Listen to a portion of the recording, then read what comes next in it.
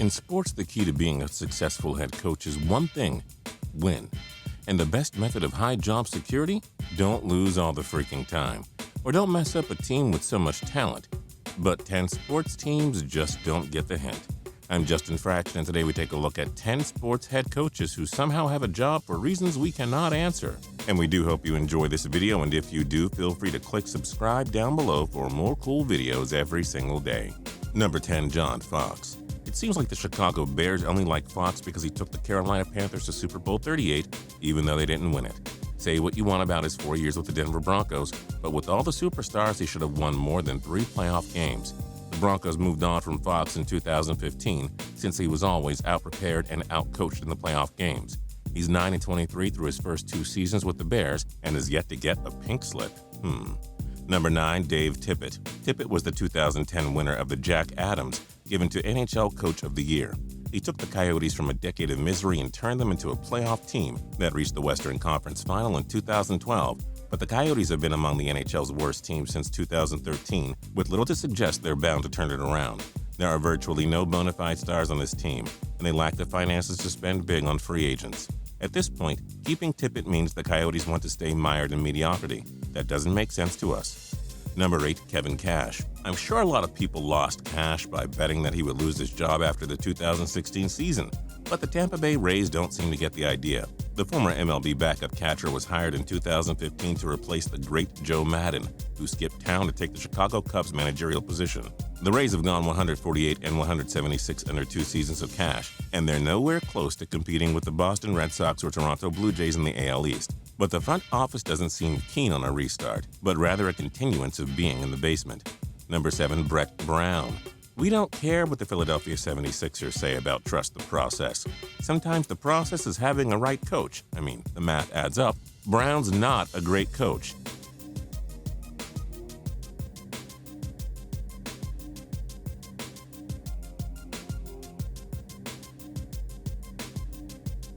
And he signed an extension in December of 2015. Remind us what the process is again? To finish in last by miles every year.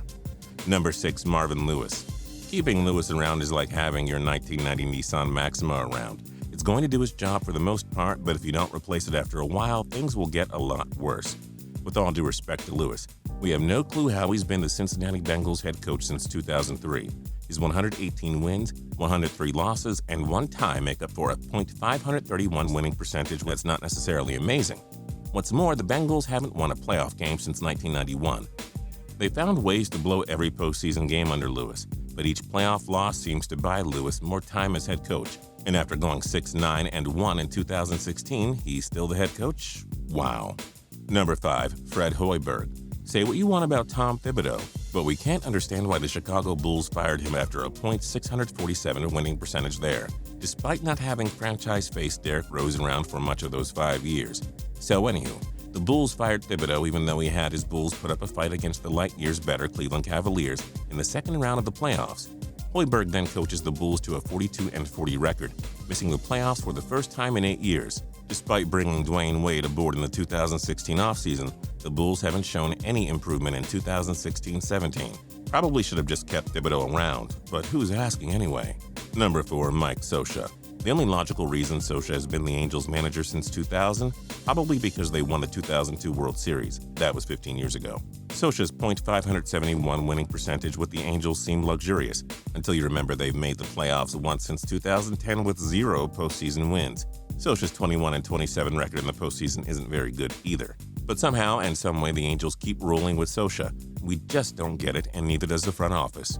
Number 3, Paul Maurice. In 13 total seasons with the Hartford Whalers and Carolina Hurricanes franchise, Maurice won 47.2% of his games, with the squad making the playoffs just 4 times. Maurice then coached the Toronto Maple Leafs from 2006-7 until 2007-8. He won a mere 76, 66, and 22 and got fired. He had a solid run as the interim head coach of the Winnipeg Jets in 2013-14, going 18-12-5. The next year, the Jets got into the playoffs but were swept in the first round. The next year, they went 35-39-8. The Jets were among the Western Conference's worst teams to close out 2016. And yet, this man remains a head coach. Number 2, Chuck Pagano. There used to be no reason to fire Pagano. The Indianapolis Colts won 2 games in 2011, then reached the playoffs with 11 wins in Pagano's first year as head coach, though he missed time dealing with cancer. In 2013, the Colts won 11 games and reached the AFC divisional round. In 2014, they won 11 games again and reached the AFC championship.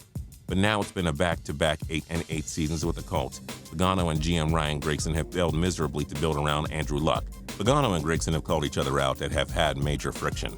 But it appears as though owner Jim Irsay is fine with keeping Pagano around. Perhaps it's his secret strategy to tank and stock up on high draft picks for the long run. Number 1, Michael Malone. It's his 4th season as an NBA head coach, and Malone isn't much better than when he first started. He coached the Sacramento Kings in 2013-14, and the team kept him around to start 2014-15, despite the team going 28-54 in his first season as the boss. He was fired after an 11-13 start in 2014-15. He then got the Denver Nuggets head coaching gig but went 33-49 in his first year. Once again, the Nuggets are among the NBA's worst teams, but they haven't gotten the idea of firing Malone, it seems. What other sports coaches have jobs that make you think, how? Join us in the comments below. If you like this video and learned a thing or two, clicking the like button helps us out a ton and we appreciate it. If this is your first time coming around to Total Pro Sports though, subscribing is a great idea because we put out videos like this every single day. But as always, thanks for watching and we'll see you guys next time.